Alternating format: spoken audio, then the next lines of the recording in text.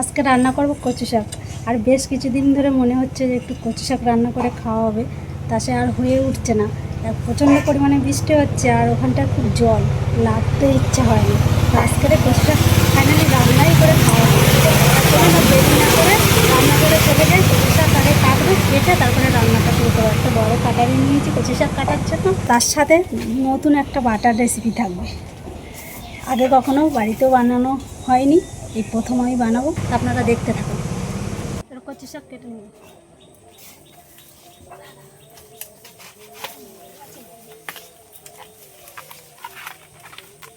জল হয়ে গেছে মধ্যে, লাগবে না।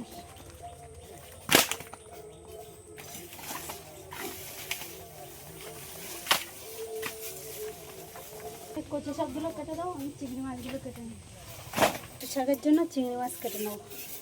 আর কচু শাকের জন্য এরকম চিংড়ি মাছ যথেষ্ট, এর থেকে বেশি দরকার নেই। এর থেকে আরও ছোটো হলে আরও বেশি ভালো হয়, শাকের মধ্যে মিশিয়ে হবে, খেতে বেশি ভালো লাগে। তা চিংড়ি মাছগুলো সব কেটে বেশি পরিষ্কার করে নিই। আমি যে বাটাটা করব তার মধ্যে এই যে নিয়েছি আলুর খোসা ছাড়িয়ে একদম ছোটো ছোটো করে এবার কেটে ধুয়ে ভালো করে পরিষ্কার করে দিয়েছি। কড়াইয়ের মধ্যে অল্প করে জল দিয়েছি, এবার দিয়ে দেবো। এগুলো একটু সিদ্ধ করে নিই। অল্প জল দিয়েছি, এই জলে কিন্তু সিদ্ধ হয়ে গেছে, সুন্দর সিদ্ধ হয়ে গেছে।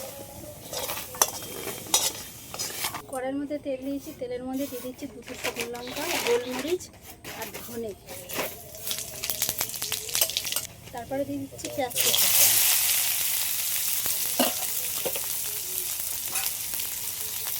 রসুন। সবগুলো একটু ভালো করে ভেজে দিয়েছি। এবার চিংড়ি মাছ দিয়ে দিচ্ছি। চিংড়ি মাছের খোসাগুলো একদম করে ছাড়িয়ে পরিষ্কার করে নিয়েছি। দিয়ে দিচ্ছে হলুদের গুঁড়ো, স্বাদ মতো লবণ। সিদ্ধ করে রাখা আলুর খোসাগুলো এর সাথে দিয়ে হালকা করে নেড়ে চেড়ে নেব। আলুগুলো সব হালকা করে নেড়ে চেড়ে নেওয়া হয়ে গেছে, এবার এখানে আমি লাগিয়ে নেব। কচু শাকগুলো এবার সিদ্ধ করে নেব।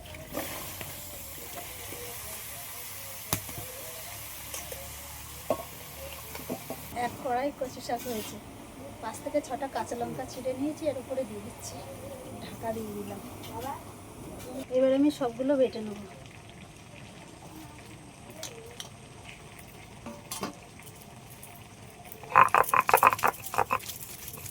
কত সুন্দর করে বাটাটা হয়েছে, আর এই দিয়ে কিন্তু এক থালা ভাত খাওয়া যাবে, এত সুন্দর করে বাটাটা করেছি। এক কড়াই কচু শাক কমে কতটুকু হয়ে গেছে, আর কত জল বেরিয়েছে। এবার কিন্তু আমি এটা ঢেলে দেবো, এত জল আনা সম্ভব না, অনেক দেরি হয়ে যাবে। কড়াইতে তেল দিয়ে দিয়েছি, তেলের উপরে দিয়ে দিচ্ছি পাঁচফোড়ন, 2 থেকে 3টে শুকনো লঙ্কা কেটে নিয়েছি, এটা দিয়ে দিলাম। রসুন থেতো করে নিয়েছি, এটা দিয়ে দিলাম। এবার কেটে ধুয়ে রাখা চিংড়ি মাছগুলো দিয়ে দিচ্ছি।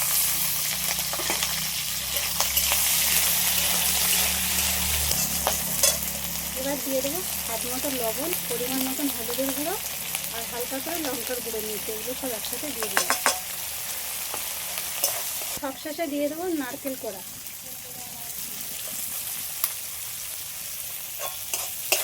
সবগুলো তো একটু ভালো করে ভেজে নিয়েছি, আর একটু লঙ্কার পরিমাণটা একটু বেশি করে দিলাম, যেহেতু কচু শাক একটু ঝাল ঝাল হলে কিন্তু খেতে ভালো লাগে, আর যে কোনো শাকের মধ্যে একটু ঝাল হলেই তো আমার কাছে খুবই ভালো লাগে। এবার সিদ্ধ করে রাখা কচু শাকগুলো দিয়ে দিচ্ছি। কচু শাকটা কত সুন্দর লোভনীয় হয়েছে দেখতে, খেতে কিন্তু দারুণ হবে বন্ধুরা। আর সবশেষে একটু লেবুর রস একটু দিয়ে দেবো এর উপর থেকে। কচু শাক রান্না হয়ে গেছে, এবার নামিয়ে নিচ্ছি।